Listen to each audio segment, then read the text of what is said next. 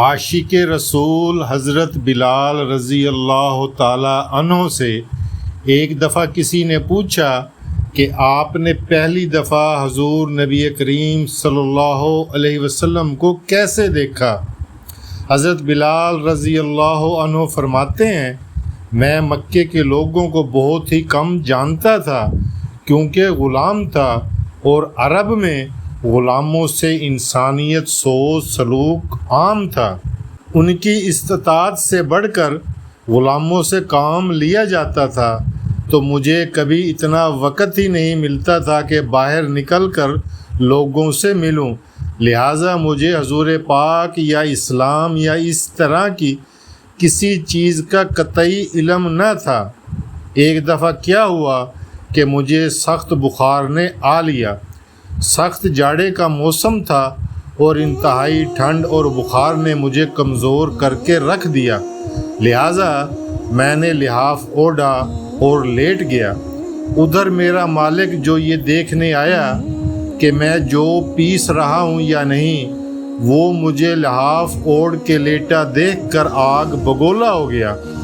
اس نے لحاف اتارا اور سزا کے طور پر میری قمیض بھی اتروا دی اور مجھے کھلے صحن میں دروازے کے پاس بٹھا دیا کہ یہاں بیٹھ کے جو پیسو۔ اب سخت سردی، اوپر سے بخار اور اتنی مشقت والا کام، میں روتا جاتا تھا اور جو پیستا جاتا تھا۔ کچھ ہی دیر میں دروازے پر دستک ہوئی۔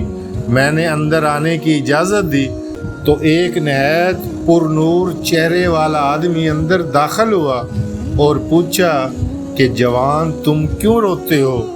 جواب میں نے کہا کہ جاؤ اپنا کام کرو، تمہیں اس سے کیا، میں جس وجہ سے بھی روں۔ یہاں پوچھنے والے بہت ہیں لیکن مداوع کوئی نہیں کرتا۔ قصہ مختصر کہ بلال نے حضور کو کافی سخت جملے کہے۔ حضور صلی اللہ علیہ وآلہ وسلم یہ جملے سن کر چل پڑے۔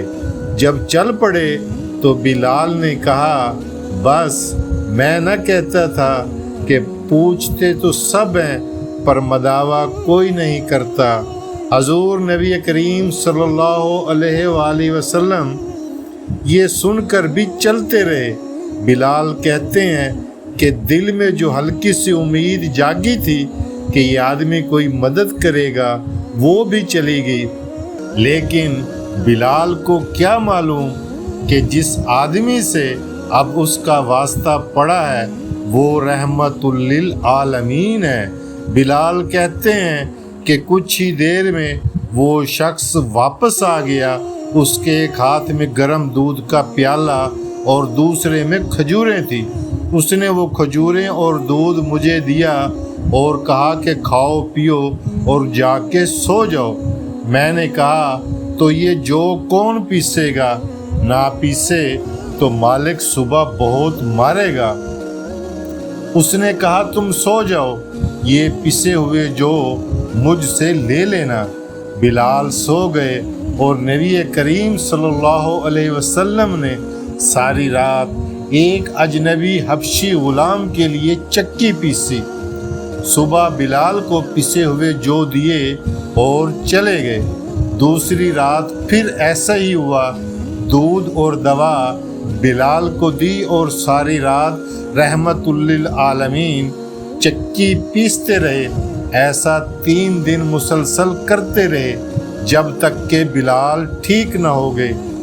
یہ تھا وہ تعارف جس کے بطن سے اس لافانی عشق نے جنم لیا، اور آج بھی بلال کو صحابی رسول بعد میں عاشق رسول پہلے کہا جاتا ہے۔ وہ بلال جو ایک دن اذان نہ دے تو خدا تعالی سورج کو طلوع ہونے سے روک دیتا ہے۔ اس نے حضور صلی اللہ علیہ وآلہ وسلم کے وصال کے بعد اذان دینا بند کر دی، کیونکہ جب اذان میں اشہد ان محمد رسول اللہ تک پہنچتے تو حضور کی یاد میں ہچکیاں بند جاتی تھیں اور زار و قطار رونے لگتے تھے۔ ایثار اور اخوت کا یہ جذبہ اتنا طاقتور ہے، اللہ ہم سب کو عمل کی توفیق عطا فرمائے، آمین۔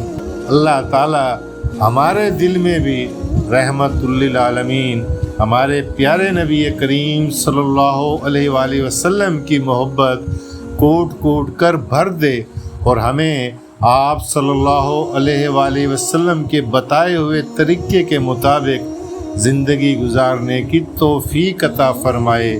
اچھی بات کو آگے پھیلانا، یہ بھی اللہ کے نبی نے فرمایا صدقہ جاریہ ہے۔